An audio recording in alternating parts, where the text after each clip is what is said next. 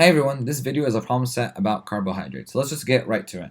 The first question asks you to draw the pyranose and the furanose forms of D-talose. Now D-talose, if you get a pyranose form, it's a six-membered ring, and that happens when you get an attack by the oxygen that's on the fifth carbon. Now the fifth carbon, that's not the edge. So if we have an aldohexose, you have six carbons.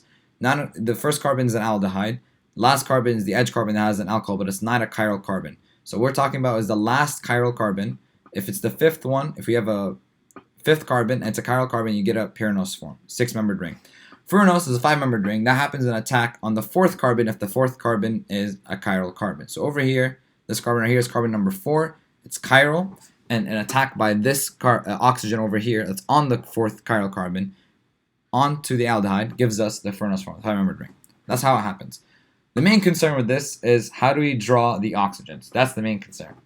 If we see the oxygens on the left side of the linear form, you draw it up, pointing upwards. So over here, we draw it upwards, and this will be, just so you recognize, this is carbon number 2, this is carbon number 3, this is carbon number 4. So 1, 2, 3, and 4. All of them pointing to the left.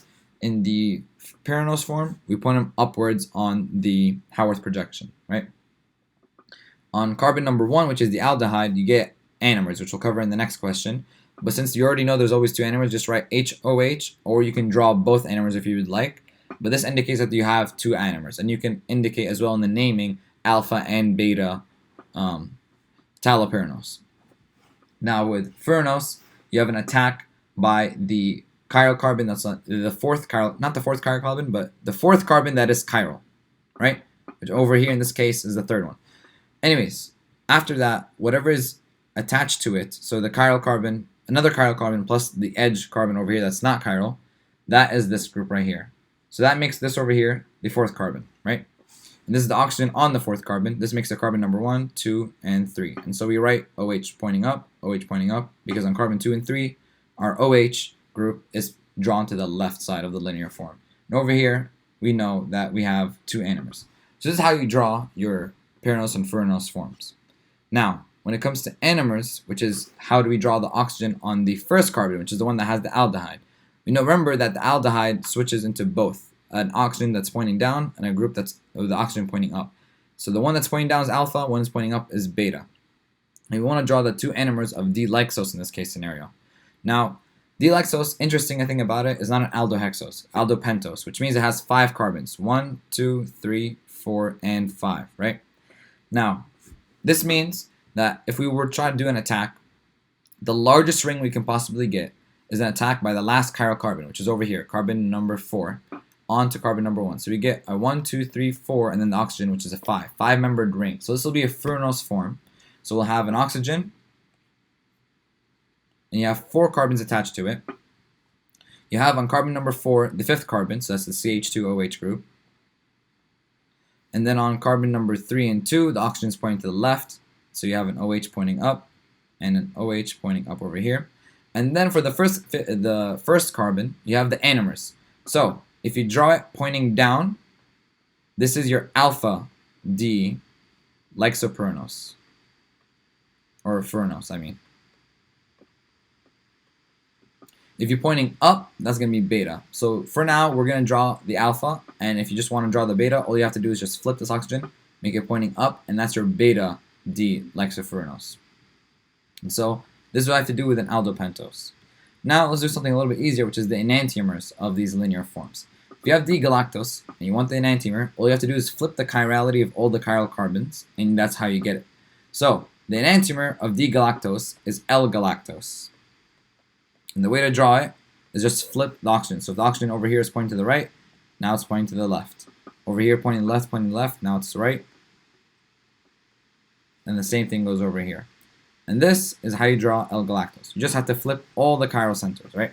You can't just flip 1 or 2 or 3. It has to be all of them, right? And that's how you draw the answer D-galactose, the easiest thing you can do. Now, an epimer of a linear form is essentially a type of diastereomer. Diastereomer is when you're not changing all the chiral carbons. So over here we changed all of them. We flipped all of them. That's an enantiomer.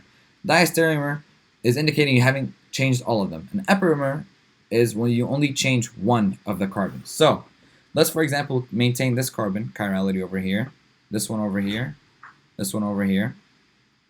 And then we flip the one on the top, which makes it OH on the left instead of the right. This right here is just a single change, a single chiral carbon change, which is an epimer of D-glucose. And what this gives us is D-mannose. So you can change any of the other ones if you want, and that will still give you an epimer. You can even change the one on the bottom, which indicates D or L, and that will give you also an epimer. It'll just be an L epimer. Now, if you want to draw 2 diastereomers of D-glucose, we already drew one earlier on, which was D-mannose. So I'm going to redraw that actually. We drew OH on both sides over here.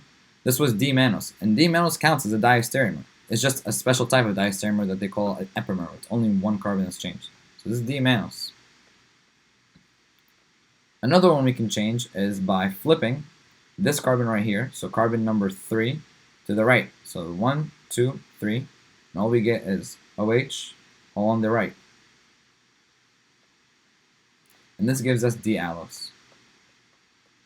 So this are 2 types of diastereomers. Just remember, diastereomer and epimer, they're practically the same thing, but an epimer is just a type of diastereomer. Now, we have the last one, which is we want to figure out the aldopentose that corresponds to D-mannose. So D-mannose we've been already working on for the past 2 times. We want an aldopentose that corresponds to it with the same stereochemistry at each chiral center. Now, look over here. We have D-allose and D-altrose, right? It has an aldopentose that's the root, right? Which means that at carbon 2, 3, and 4, which over here would be 3, 4, and 5, the chirality is the same, right? So over here, this comes from the root of this aldopentose, right? So we want to figure out which aldopentose is the one that corresponds to D-mannose, right? So if we're really considering it, well, the only thing that differs between the aldopentose that corresponds to D-mannose and D-mannose is just this new carbon over here, which means the bottom 3 right here, which includes the last carbon, which indicates the D or L configuration, and the 2 before it, are what correspond to the aldopentose. So over here we have an OH, and the one on the left.